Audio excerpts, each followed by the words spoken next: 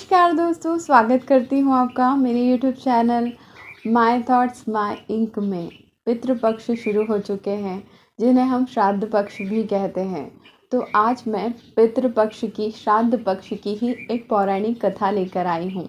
लोग बेवजह ही पितृपक्ष से भयभीत रहते हैं, जबकि सही पूछा जाए तो वो हमारे पितृपक्ष इतने दयालु होते हैं, इतने अच्छे होते हैं कि इतने नरम दिल के होते हैं कि अगर हम थोड़ा सा भी उनके लिए कुछ करते हैं तो वो हज़ारों हाथों से हमें आशीर्वाद देकर जाते हैं। और पितरों के आशीर्वाद से ही हम अपने जीवन में कई तरह की उन्नतियां करते हैं। घर में सुख शांति रहना, कैरियर में सफलता हासिल करना, विवाह में सफलता हासिल करना, कहीं ना कहीं सारी चीज़ें पितृपक्ष से जुड़ी रहती हैं। पितृपक्ष के इन 16 दिनों में ईश्वर हमें मौका देता है उनकी आराधना, उनकी सेवा करने का। और उस छोटी सी आराधना या श्रद्धा या सम्मान के बदले वो पितृ जो हमसे कुछ भाग, कुछ मात्रा में ग्रहण करते हैं, उसका हज़ारों हाथों से आशीर्वाद के रूप में हमें लौटा देते हैं। तो शुरू करते हैं कहानी। प्राचीन काल में 2 भाई थे। एक का नाम जोगा था, एक का नाम भोगा था। दोनों भाइयों का आपस में बहुत प्रेम था, बट बड़ा भाई जो था वो बहुत धनवान था और छोटा भाई उतना ही गरीब। 2 वक्त की रोटी के भी उसके यहाँ लाले पड़ रहे थे।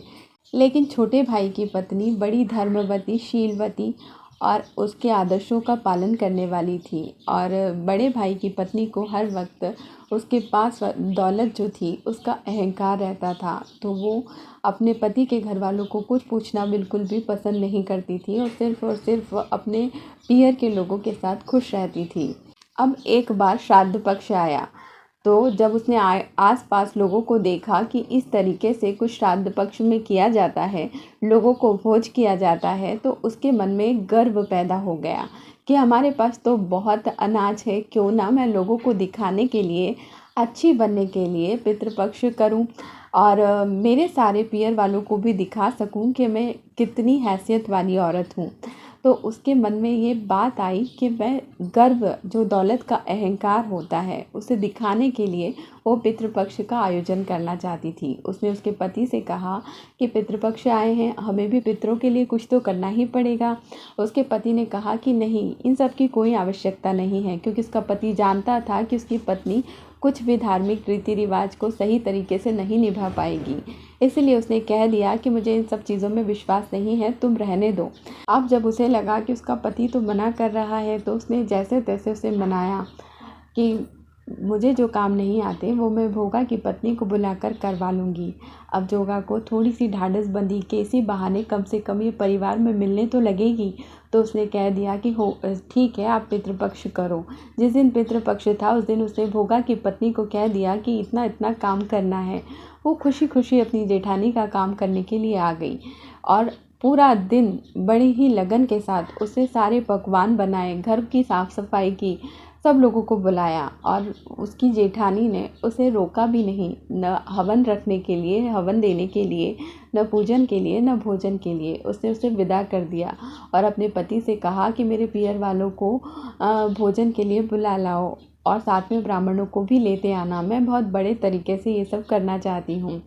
अब भोगा की पत्नी अपने घर चली गई, क्योंकि उसे भी पूर्वजों को आज्ञारी डालनी थी। उसके घर में तो खाने के लिए रोटी भी नहीं थी, लेकिन फिर भी वो बड़ी श्रद्धा से 16 दिन तक गुड़ और घी की आज्ञारी पूर्वजों को डाला करती थी। तो वो गई और स्नान करके, पूरे घर की सफाई करके, उसे भी गुड़ और घी की वही आज्ञारी कंडे की राख पर डाल दी। जब धूप डली तो पूर्वज आए और उन्होंने आकर देखा कि ये क्या, इतना धूमधाम किया, इतनी चीज़ें की और हमारा भोग लगने के पहले ही बहू ने अपने परिवार वालों को भोजन करवा दिया। तो वो निराश होकर चले गए कि इस घर का तो भोजन अब स्वीकार नहीं किया जा सकता। लेकिन उन्होंने कहा कि अब क्या किया जाए। वो छोटी बहू के यहाँ गए, तो छोटी बहू बड़ी श्रद्धा से पितृपक्ष की पूजा कर रही थी और आज्ञारी डाल रही थी, पर उसके पास खाने को कुछ नहीं था और पूर्वज बहुत भूखे थे। तो वो राख, कंडे की राख चाट कर वापिस आ गए, पर वो बहुत भूखे रहे। तो उनके साथ वाले जितने भी पूर्वज जहाँ जहाँ अपने वंशजों के घर गए थे, वो बातें करने लगे कि आज हमारे बच्चों ने इतने भोग लगाए और हमें बड़ी तृप्ति हुई उनको ग्रहण करके। अब इन पूर्वजों ने कहा कि मेरे दोनों बच्चों ने भी अग्यारी करके भोग लगाया था, लेकिन एक बहू तो होश में ही नहीं थी। वो सिर्फ अपने पियर वालों को भोजन करा रही थी। उससे हमारी अग्यारी से पहले ही सब कुछ छूटा कर दिया था, इसलिए वहाँ तो हम ग्रहण नहीं कर सकते थे भोजन। और जिस बहू ने बड़ी पवित्रता से, श्रद्धा से भोग लगाया था, उसके घर कुछ खाने को नहीं था। ये सोच के वो बड़े दुखी हुए। अब उन्होंने सोचा कि हम भोगा को आशीर्वाद देना चाहते हैं सच्चे मन से कि भोगा बहुत और करोड़पति हो जाए, और अगले साल जब हम आएँ तो ये इसी श्रद्धा से हमारा भोज करें। तो उनके आशीर्वाद को रंग लाने के लिए ईश्वर ने इधर चमत्कार किया। भोगा के घर में खाने के लिए कुछ नहीं था। उसके बच्चे जब उसकी पत्नी से भोजन मांगने आए तो उसकी पत्नी ने उन्हें बहलाते हुए कह दिया कि बाहर हांडी रखी हुई है, उसमें पूर्वजों को डाली हुई आहुति पड़ी हुई है, तुम जाकर थोड़ी थोड़ी वो ही ग्रहण कर लो। बच्चे जब उस आहुति को लेने आए तो उन्होंने क्या देखा कि वहाँ सोने की मोहरों से भरी हुई एक हंडी रखी हुई है। देखकर भोगा और उसकी पत्नी दंग रह गए। इतना पैसा आ गया उनके पास कि वो करोड़पति हो गए। उनके पास सब चीज़ें आ गई। अब जब पैसा आ गया तो भी उसकी पत्नी उतनी ही शीलवती, धर्मवती बनी रही। वो समझ चुकी थी कि हमें जो भी प्राप्त हुआ है वो सिर्फ और सिर्फ पूर्वजों के आशीर्वाद और कृपा से प्राप्त हुआ है। तो जब हमारे पास कुछ नहीं था तब वो इतना आशीर्वाद दे के रह गए हैं, तो अब तो हमारे पास बहुत पैसा है। अब हम इस लायक हैं कि अब सही मायनों में उनकी तृप्ति कर सकें।